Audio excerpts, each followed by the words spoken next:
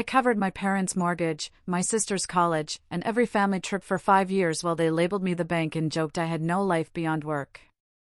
I said nothing and kept paying.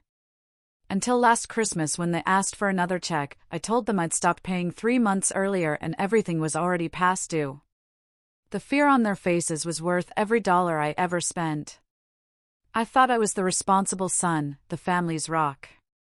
I had no idea they saw me as their personal ATM, plotting to drain me dry and even take over my business. It still feels surreal to say it out loud, but that's the reality I woke up to. For years, I believed I was the quietly dependable one, the guy who just fixed things. I'm Daniel, 34, and if you'd asked anyone in my family, they would have painted me as the driven one, the one who always showed up. My first business, a small app helping local shops organize deliveries, grew from my college dorm. By 28, I was financially set, student loans a distant memory. But as my bank account grew, so did the expectations. It wasn't just my life that leveled up, it was my parents, my sisters, our family's entire way of living. For 5 long years, I became the silent provider. Every mortgage payment, every vacation, every unexpected bill they just didn't want to deal with. They'd call me the bank, laugh like it was cute, and keep their hands open. I even laughed with them at first. It started small, like these things always do. I was 29, had just bought a modest, modern place in the suburbs of Atlanta. My parents, Sarah and Michael, came to visit a week later. Michael, swirling his coffee like a master strategist, casually mentioned their rising mortgage rates. You know, he said, if we refinanced with a little help from you, we could actually keep the house through retirement. Sarah nodded, already certain I'd say yes. I just stood there, running the numbers in my head, weighing the impact. Michael clapped me on the back, it's just a bit of support. You're already doing so well. They made it sound like I was doing them a favor. Like it was normal. And I guess I wanted to be good.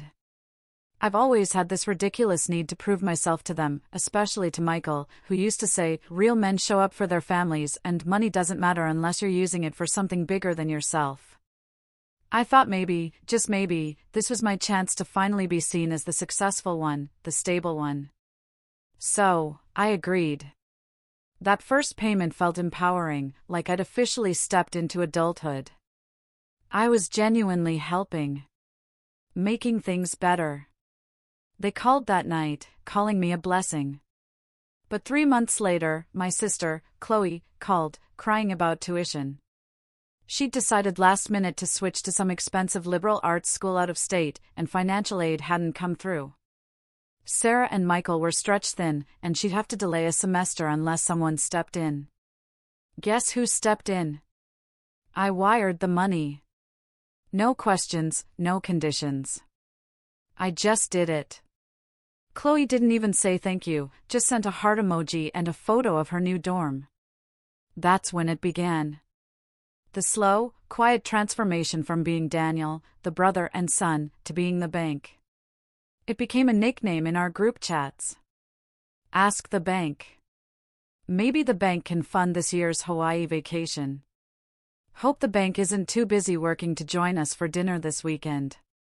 At first, I convinced myself it was their weird way of showing pride, that they just weren't good at expressing gratitude. But eventually, I stopped laughing, especially when they stopped asking and just started expecting. Christmas that same year was when I first noticed the real shift. We were at Sarah and Michael's house. Chloe unwrapped an obnoxiously expensive camera lens, one I recognized because I'd bought it from her Amazon wishlist a month earlier. Michael was joking about a Hawaii trip next summer. Daniel, you'd love Maui, he said, raising his glass. We'll start planning in January. Business class this time. You deserve a break from all that working, Mr. Bank. Everyone laughed. I laughed, too, but it felt hollow. The worst part? I'd been working insane hours just to keep up. My business had grown, but so had my expenses. Every time I paid their mortgage, every time I covered Chloe's rent or their surprise trip to the emergency vet, I felt like I was chipping away at something inside me. Like constantly overdrawing from an emotional account that never got refilled. The more I gave, the less they saw me. Not just as a son or brother, but as a person. It's funny, people always say success changes those around you. I used to think that meant jealousy or distance, but in my case, it was pure entitlement. It was watching my family slowly replace appreciation with expectation. They started texting me like I was customer support. If I didn't reply immediately, they'd follow up with a simple exclamation point or just send their bank info with no context. Then there was this one weekend. Chloe had flown back for spring break, and we were all having brunch at some overpriced cafe downtown Boston. Sarah was going on and on about her yoga retreat and how transformative it had been. Then she looked at me and said, "You should really try something like that. You've been looking a little exhausted." She meant it as concern, I think. But I remember gripping my fork tighter. "I've been working," I said. "Keeping up with everything." Michael chuckled. "That's what the bank does, right? Keep grinding." Chloe laughed into her mimosa. No rest for the ATM. Nobody noticed me go quiet after that. Nobody asked how I was holding up. It wasn't just the money. It was the way they made me feel disposable. Useful, but not valued. Like a background character whose only role was to fund their plot.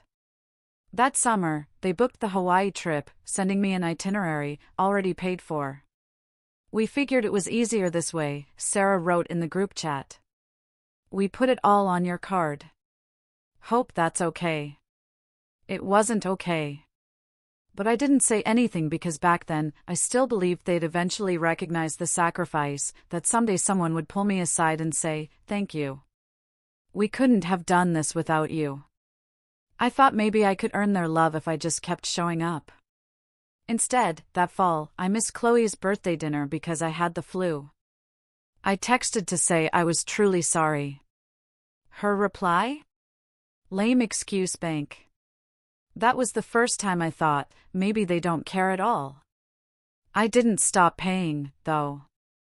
Not yet. Because guilt is a powerful leash.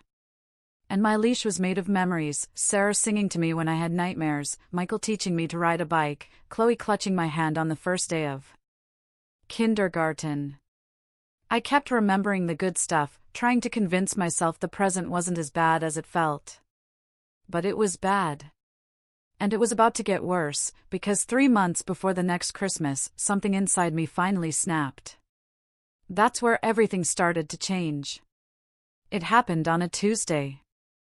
I remember because it was raining. One of those long, gray autumn downpours that makes the whole world feel heavier. I was in the middle of back-to-back meetings, trying to close a partnership deal that had been months in the making, when my phone buzzed with a string of texts.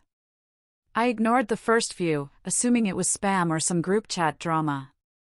But the 5th message popped up as a notification right on my screen, bold and unmissable. "Chloe, the rent bounced. Did you forget again?" Again? I excused myself from the Zoom call, walked to the kitchen, and stared at the message. My hands felt cold.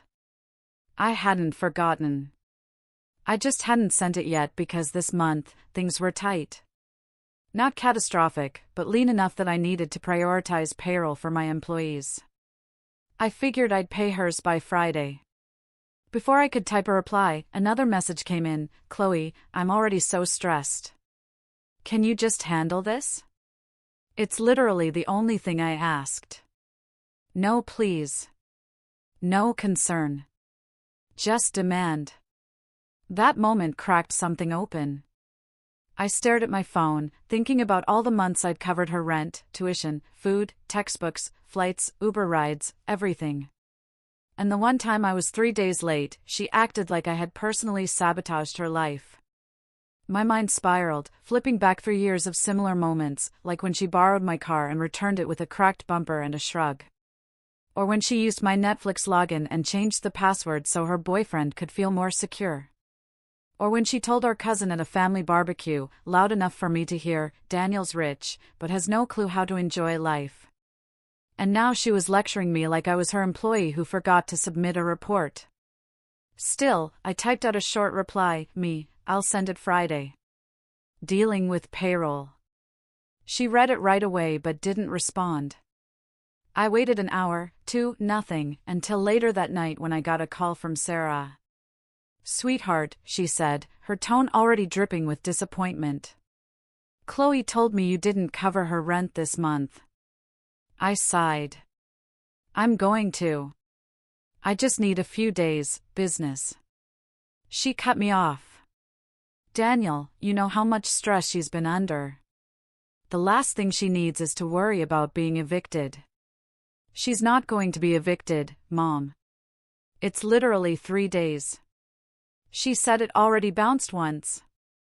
I pinched the bridge of my nose. "Yeah. And it'll clear Friday. Can we not treat me like an ATM?" There was a pause. Then she exhaled sharply, like I'd hurt her. "No one's treating you like anything, but you have responsibilities." My laugh came out bitter.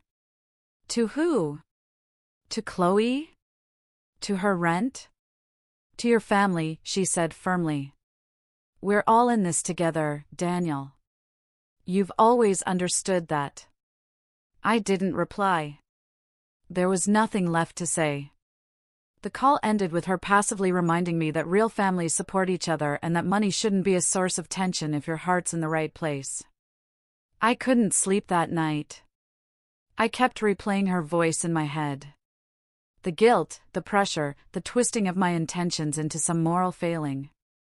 And slowly, it hit me. They genuinely believed I owed them. Not just money, but my silence, my compliance, my willingness to stretch myself thinner and thinner while they feasted. The next few weeks were rough. Every time I tried to set a boundary, I was met with sarcasm or guilt trips.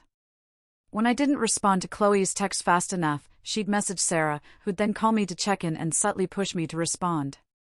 One night, I got a Venmo request from Michael for $1,300. No explanation, no context, just the memo, "Roof repair." "Thanks, bank." I didn't send it. A week later, I got a group text from all three of them. "Sarah, hey, so I noticed the payment still hasn't gone through for the roof. Was it a mistake?" "Chloe, he's probably just busy working." "Michael, let us know if there's a problem. We're kind of counting on that." I didn't reply, not out of pettiness, but because I didn't know what to say anymore. I had spent so long keeping the peace that I had no idea how to introduce conflict. Saying no felt like a foreign language. But my silence spoke louder than I expected. 2 days later, Sarah showed up at my house. She didn't call first. She didn't even knock right away. I just found her standing outside my front door, arms crossed, scanning my car like she was inspecting it for damage. I opened the door and blinked at her. "What are you doing here?" "I needed to see you," she said, brushing past me into the hallway. "I wanted to talk face to face since texts clearly aren't working." I stood still. "Mom, I'm working. You can't just show up like this." "You're always working," she snapped, spinning to face me.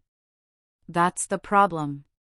You've buried yourself in this isolated world of numbers and businesses and bank accounts, and you've forgotten what it means to be part of a family." I stared at her, stunned. "You think I forgot? I've paid for everything for 5 years. You guys haven't paid a mortgage payment since 2018. Chloe hasn't held a job in 3 years. Every vacation we've taken, every dinner, every flight, I covered all of it." Her face hardened. "Because you can. Because you chose this life. You made more than the rest of us. And with that comes responsibility to take care of all of you?" I asked, my voice rising. "Is that how you see me, as your employee?" She flinched, just a little. "No. As your mother. As someone who's done everything for you." You wouldn't be where you are if we hadn't sacrificed for you. That's when something inside me broke. I am where I am because I worked for it, I said quietly. Because I gave up sleep, weekends, relationships. Because I built something from nothing while you kept calling me names and laughing behind my back. Her voice dropped, cold now. You're being selfish. I didn't answer. I walked past her, opened the front door, and gestured. She looked at me like she couldn't believe it. But she left. And that was the moment I knew things couldn't go back to the way they were. The days that followed were oddly quiet. No texts, no calls, no random requests for money. It should have felt like peace, but it felt like the eye of a storm. And I was right, because the real blow came 2 weeks before Christmas. It was a casual Friday. I was catching up on invoices when I got a call from my cousin, Ethan. We weren't especially close, but we talked enough that I answered. Hey man, he said, sounding weird, hesitant. So, I heard something and I don't know if I should be telling you this. What? I was at your parents' house last night. They were having dinner with some family, and I overheard Sarah talking to Aunt Liz about a backup plan. Something about pulling equity from your business just in case things spiral. She said they had all your account info already. My blood went cold. What do you mean, backup plan? I don't know. It sounded like they expected you to crash soon, like financially. She said something like, he's stretched so thin. We might have to take control before he tanks it. I barely heard the rest of the call. Because in that moment, I realized my own family wasn't just taking from me. They were preparing for my collapse. And worse, they were planning for it, positioning themselves to scoop up whatever was left, like vultures, like I was already gone. I sat in that silence for hours, staring at nothing.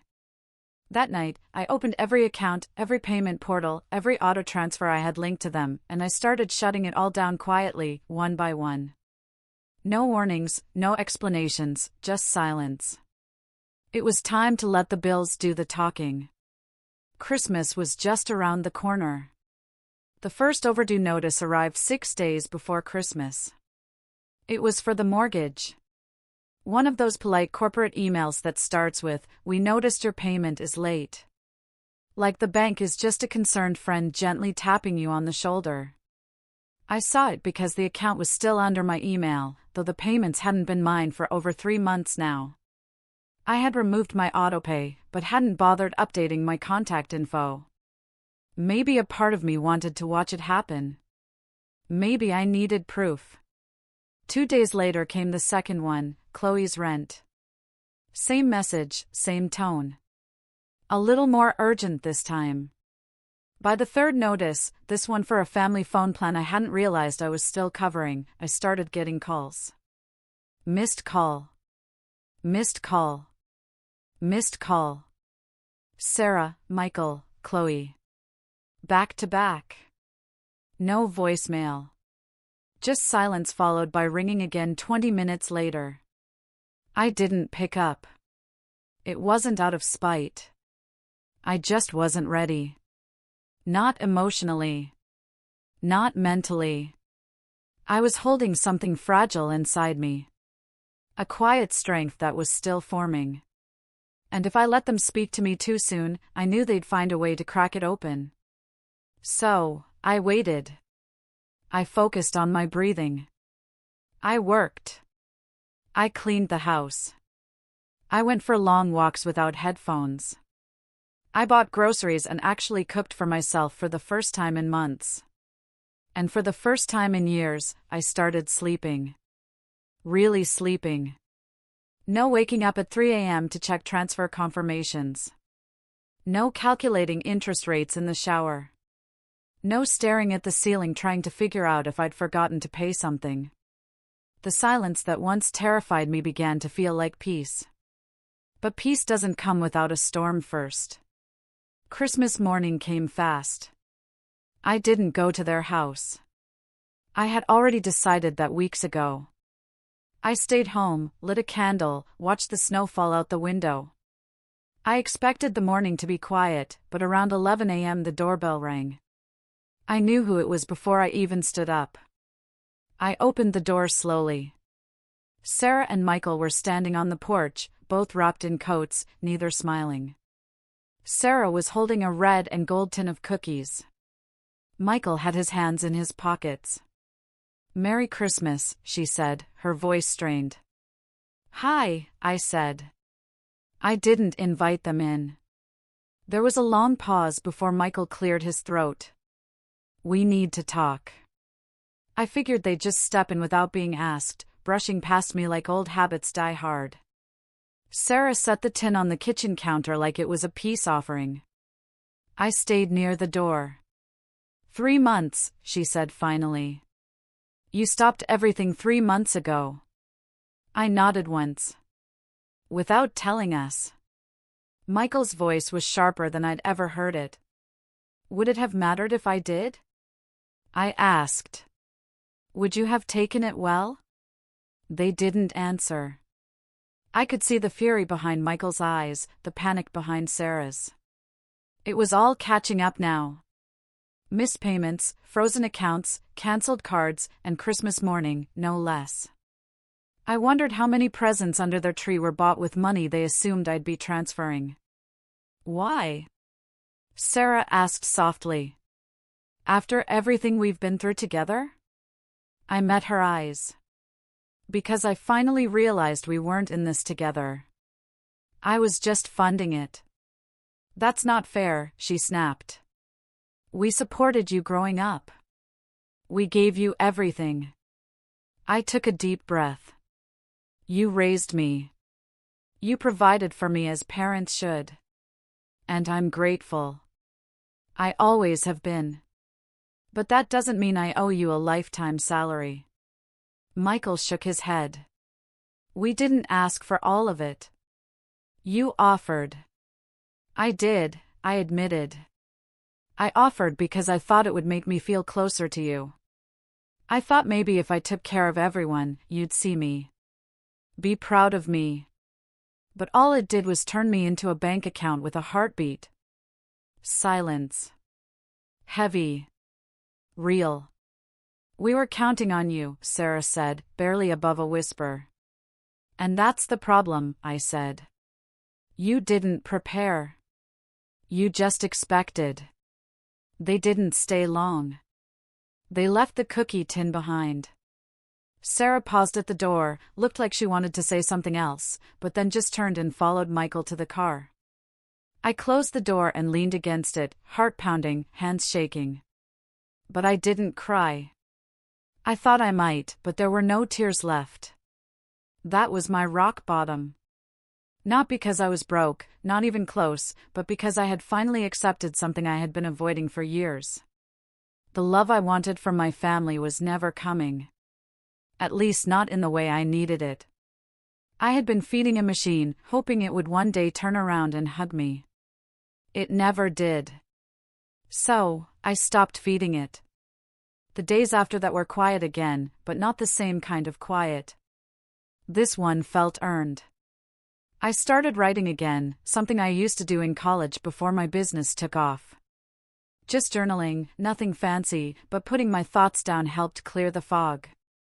I went to therapy for the first time ever. I booked a session with a therapist a colleague recommended, someone who specialized in family financial entanglement and boundaries.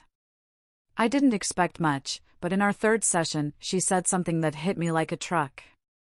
"Daniel, what if the version of love you were chasing was never yours to begin with?" That sentence cracked something open. Not in a painful way, but like a locked window finally letting in air. I had spent years trying to buy my way into worthiness, into belonging. But the truth was, I was worthy without the money. I just needed to believe it myself. So, I started making changes. I hired a new accountant and separated every personal and business expense into airtight categories. I rewrote my will. I created a new company structure that couldn't be exploited without signatures from multiple stakeholders. I set passwords that only I knew, and I deleted every shared folder and document I had ever given them access to. I reclaimed control, one document at a time. I also started saying no in small ways. No, I can't make it to brunch this weekend. No, I won't be covering that missed payment. No, I won't lend you money for a can't-miss investment opportunity. Every time I said no, it felt like lifting a brick off my chest. At first, the responses from my family were confused, then cold, then hostile. Chloe sent a long text about how family doesn't turn their backs when things get hard. I didn't reply. Michael called and left a voicemail saying I was disrespecting everything we built together. I listened once and deleted it. But something amazing happened. The world didn't end. No one came to drag me away. My house didn't collapse. My business didn't fail. In fact, for the first time in forever, I started to thrive. I landed a new client, one I'd been chasing for over a year. I revamped my brand and hired 2 new team members. I found myself with extra time. I joined a gym. I cooked real meals. I started waking up without that tight knot in my chest. One night, I took myself out to dinner. Just me. No emails, no clients, no notifications. I sat at a corner table by the window, ordered steak and a glass of red wine, and watched the snowfall outside. I looked around at the quiet restaurant, the hum of conversation, the clink of silverware, and felt something I hadn't felt in years. Freedom. The kind of freedom that isn't loud. It doesn't come with fireworks or applause. It just is. It's the space you get back when you stop being someone else's safety net. When you stop stretching yourself so others can stay comfortable. It wasn't easy. It still isn't. Some mornings I wake up and wonder if I did the right thing. If maybe I should have handled it more gently, if I should have warned them, if I should have waited until after the holidays. But then I remember all the Christmas mornings I spent wrapping gifts I paid for, pretending to laugh at jokes made at my expense, nodding while they made plans with my money like it belonged to them. I remember standing in my own living room while they used my name like a punchline. And I know I made the right call. Because here's the thing, I didn't stop being a good son. I didn't stop loving my family. I just stopped letting that love bankrupt me. This time, I wasn't going to bail them out. I didn't set out looking for revenge. I wasn't pacing around my living room like some movie villain, scheming ways to ruin my family. That's not who I am. Or at least that's not who I was. But something shifted after that Christmas. It wasn't just clarity. It was awareness. I started seeing patterns I used to ignore. Conversations I once chalked up to stress or family dysfunction now read like carefully rehearsed manipulation. And once you see it, you can't unsee it. A week after the holiday confrontation, I got a message from my uncle, Robert, Sarah's older brother. We weren't close.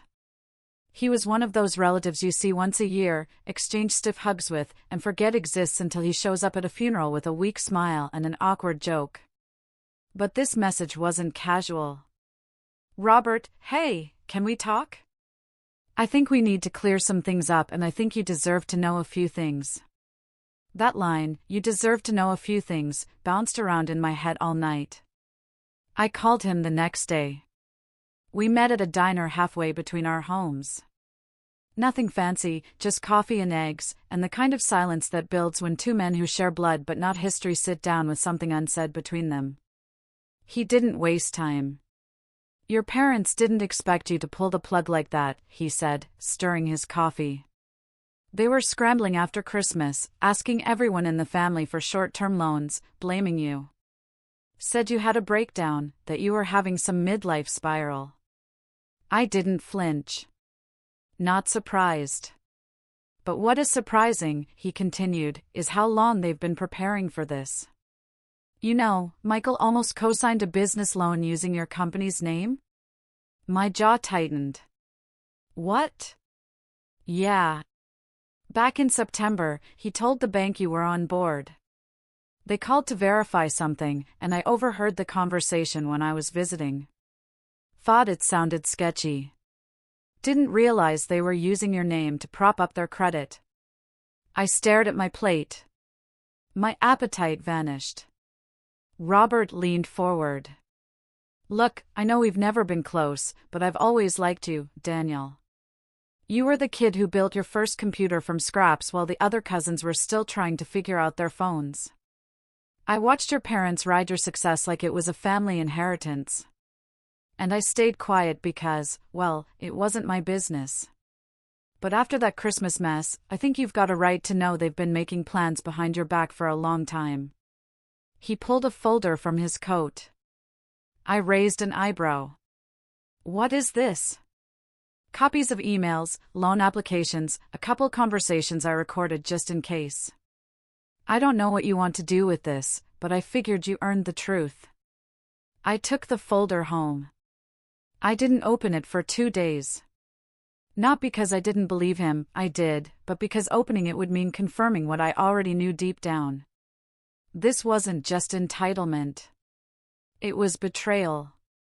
Calculated, cold, and quiet.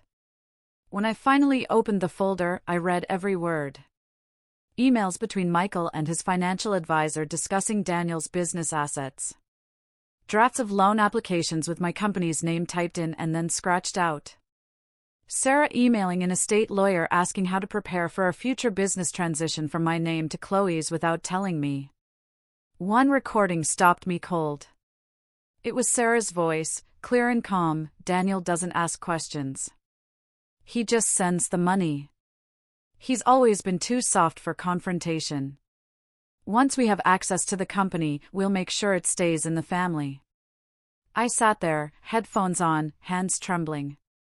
That was the moment something dark settled in me. Not rage. Not revenge. Just resolve. They didn't see me as family. They saw me as leverage. And I had spent years making excuses for them. No more. That was the night I decided I wouldn't just walk away. I'd make sure they felt it. Not with threats, not with yelling or lawsuits, but with something far more powerful, silence and consequences. I called my lawyer first. I'd known David for 5 years. Sharp, discreet, and fiercely loyal. I trusted him more than I trusted most people in my life. I need a wall, I told him. Between me and anything they could possibly touch. He didn't ask questions, just got to work. In the next 2 weeks, we restructured every part of my business. We moved my primary company under a holding entity registered in a separate jurisdiction. We locked down accounts, cut off residual access points, and reviewed every past transaction with forensic detail. You gave them power, David said, flipping through documents, but not control. Luckily. I also hired a private investigator. Not because I wanted dirt, but because I needed clarity. I wanted to know how deep the manipulation ran, what else they might have done under my name. If they'd forged signatures, used documents I'd signed for other purposes. The PI found 3 attempts, none successful, but close, to leverage my business credit for private family loans. In parallel, I began preparing something else, something symbolic. A formal statement of separation. Not a legal document, not a cease and desist, just a letter. Handwritten, calm, detailed. It started like this: to my family, I want you to know that I have loved you. I have given without resentment, supported without condition, and hoped naively that my success could be a rising tide for all of us. But you didn't see me as your son or your brother. You saw me as your safety net. That ends now. The rest outlined every payment I'd made over 5 years. Mortgage, tuition, vacations, insurance, emergencies. I didn't include it to guilt them. I included it to remind them of what they took without thanks. The final paragraph read, "From this moment forward, I am no longer available as your financial solution. Not because I don't love you, but because love without respect is slavery, and I won't be enslaved anymore. I didn't send it yet, because I needed the moment to be right. Meanwhile, I started rebuilding my own life. Not the financial side, that was fine, but me. I joined a small group of entrepreneurs who met monthly to talk about boundaries, burnout, and emotional labor. Most of them had their own war stories. Siblings who leached off their businesses, parents who demanded ownership, partners who drained them dry. Being in that room made me feel less alone. For the first time, I was surrounded by people who got it. I also started reconnecting with old friends. People I'd ghosted during the years I was working 80-hour weeks and managing 3 people's bills on top of my own. I apologized, explained. Most were kind. A few were surprised I hadn't spoken up sooner. One night, I invited an old college buddy, Alex, over for dinner. We talked late into the night. At one point, I told him everything, start to finish. The mortgage, the rent, the vacations, the betrayal. He leaned back, whistling. Dude, that's not just unfair. That's pathological. I smiled. Tell me something I don't know. You ever think about telling your story publicly? He asked. Not like airing dirty laundry, but actually helping people in your situation? The idea stuck with me. I didn't want to be the guy who ranted about his toxic family online, but I did want to do something with the pain. So I started writing. Not about them, but about boundaries, about rebuilding, about financial recovery from emotional entanglement. I posted on business forums, Medium, LinkedIn, no names, no specifics, just lessons. And people responded. Messages poured in, thank you for saying this. I thought I was the only one. You gave me the courage to stop funding my brother's addiction. I forwarded this to my lawyer. That was when I realized my story wasn't just a cautionary tale. It was a blueprint. Not for revenge in the traditional sense, but for taking your power back when love gets weaponized. Still, the final piece was missing. The confrontation, or rather, the reveal. And it was closer than I realized, because in just a few weeks, Sarah and Michael would be hosting a New Year, New Legacy party at their house. A bizarre little tradition they started once I got successful. It was their way of showing off, of pretending our family was some dynasty. Every year they invited extended relatives, friends, neighbors, clients, and dropped not-so-subtle hints about how their son had built an empire. This year, I wasn't invited, not officially, but I saw the invitation through a cousin's Instagram story. They were throwing it anyway and calling it a celebration of family success. That was my moment. Not to crash it. Not to make a scene. But to deliver the truth quietly, unforgettably. And when that night arrived, I had a little surprise planned, one they would never see coming. Because the bank wasn't closed, it had been liquidated. The night of the New Year, New Legacy party arrived with all the pomp and pretense I had come to expect. Sarah and Michael's house glowed like a showroom. Strings of warm lights wrapped around the pillars, a valet service stationed at the driveway, and a large white tent pitched over the backyard, sheltering rows of catered tables and a portable stage. It looked like a wedding reception for someone important, someone rich. And in a way, that's what it was. A celebration of the illusion my family had spent the last 5 years crafting. An illusion funded almost entirely by me. But that illusion was about to shatter. I didn't show up at the front door. I didn't walk into the party with dramatic music playing behind me. That would have been easy, theatrical, and frankly, beneath the point I wanted to make. Instead, I stayed home, wearing sweatpants, sipping coffee, watching the clock. Because the real show didn't need me in the spotlight.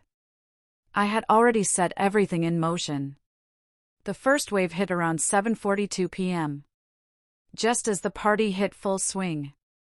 That was when the caterer packed up and left. Not early, not because of a scheduling mix-up, but because they were never paid. You see, Sarah and Michael had used a local catering company they had hired through me years ago for a corporate event, a company that trusted them because I'd vouched for them in the past. But this time, I called ahead quietly, privately. I explained everything, the history, the entitlement, the assumption that I'd cover it. And then I covered the deposit myself with one condition: if the balance wasn't paid in full by 7:30 p.m., they were to pack up and leave. No questions, no exceptions. And that's exactly what they did. Just as Michael was standing at the microphone, thanking everyone for coming, praising the food.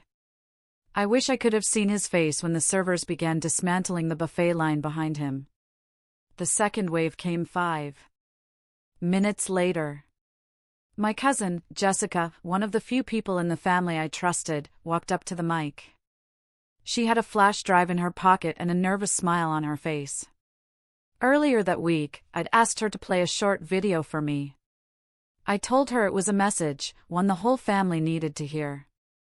I didn't give her all the details, but she knew enough to agree.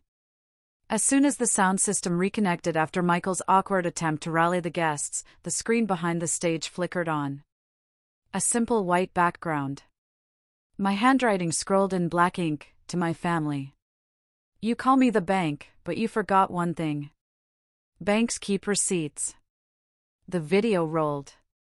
3 minutes. That's all. 3 minutes of quiet, controlled truth. Photos of vacations, credit card statements with names blurred but balances clear. Mortgage payments, tuition transfers, birthday flights, holiday rentals, all matched with dates and events that everyone in the room would remember. Then came the final slide. For 5 years I paid without complaint, without recognition, and without a single thank you. A pause, then another line: tonight I want to return the favor with transparency.